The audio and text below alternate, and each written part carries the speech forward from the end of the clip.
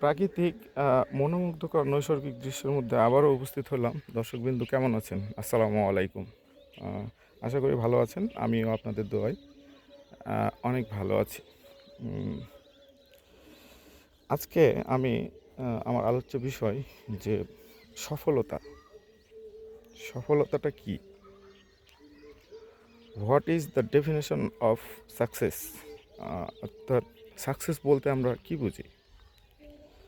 তো অনেকেই হয়তো সফলতা বলতে এইটাই বুঝে থাকে যে তার লক্ষ্যে পৌঁছানো।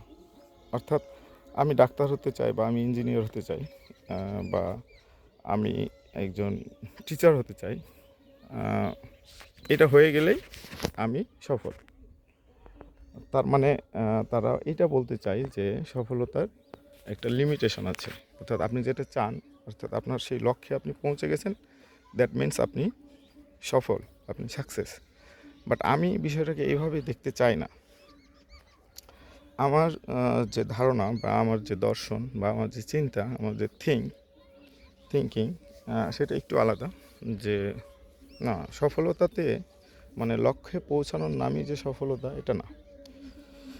আহ, আপনি মনে করেন স্টুডেন্ট অবস্থায় ডাক্তার হতে চাচ্ছেন।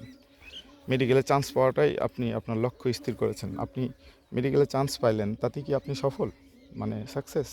নো। এটাকে যথাযথভাবে আপনাকে পড়াশোনা করে শেষ করতে হবে। তারপরে আরও অন্যান্য ডিগ্রি আছে, এগুলো অর্জন করতে হবে। এবং চিকিৎসা ক্ষেত্রে আপনাকে একটার পর একটা সাফল্য দেখাতে হবে, এবং কি নতুন কিছু নতুন ঔষধ, বা নতুন যেগুলো হয়তো এখনও অমীমাংসিত অসুখ আছে, সেগুলোর চিকিৎসা পদ্ধতি, কিংবা যেগুলো চিকিৎসা পদ্ধতি আছে সেগুলোকে কীভাবে আরও উন্নততর করা যায়, এসব বিষয় নিয়ে, বিভিন্ন বিষয় নিয়ে আপনাকে চিন্তাভাবনা করতে হবে, পড়াশোনা করতে হবে নিরলসভাবে। সো আপনার ওই যে আপনি যে বললেন, বা আপনি যে ভাবছেন যে আপনি লক্ষ্যে পৌঁছে গেছেন, তার মানে আপনি সাকসেস। নো, এইটা না। মানে আপনি লক্ষ্যে পৌঁছানোর পরেও আপনাকে ওইটাকে টিকে রাখার জন্য আপনাকে আরও দীর্ঘকাল, অর্থাৎ যতদিন বেঁচে থাকবেন ততদিনই আপনাকে কী করতে হবে? আপনার প্রচেষ্টা চালিয়ে যেতে হবে। চাকরির ক্ষেত্রে, চাকরি সেক্টরেও যদি আমরা বলি যে আমরা চাকরি পেয়ে গেছি অ্যাজ এ টিচার, আমি একটা শিক্ষকতার চাকরি পাইলাম, এবং আমার ইচ্ছা ছিল সারা জীবনে যে আমি একজন টিচার হব। তো তাতে কি আমি সফল? না, আমি সফল না। অর্থাৎ টিচার হওয়ার পরেও আমাকে শিক্ষার্থীদের কাছে, বা শিক্ষার্থীদেরকে কিভাবে বোঝানো যায় একটা বিষয়, কতটা ভালোভাবে উপস্থাপন করা যায়, এটা নিয়ে নিরলস কাজ করতে হবে, এবং এইটাকে ধরে রাখতে হবে। তাহলে আমি সফল। আমাদের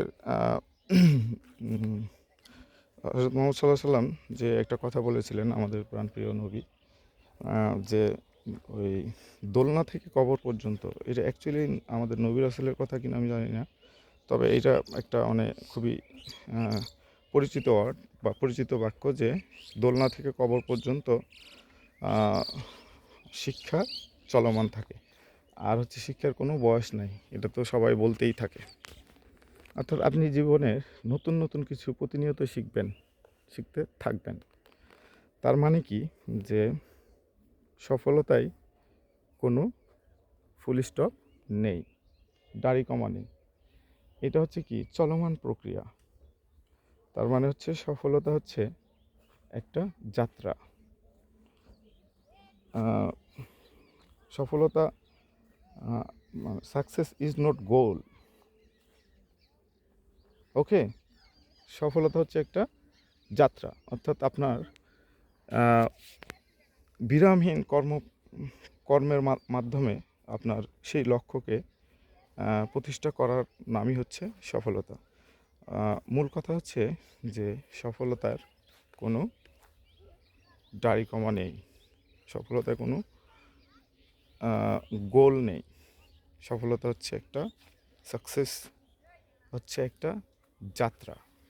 মনে থাকবে, এটা একটা লং জার্নি।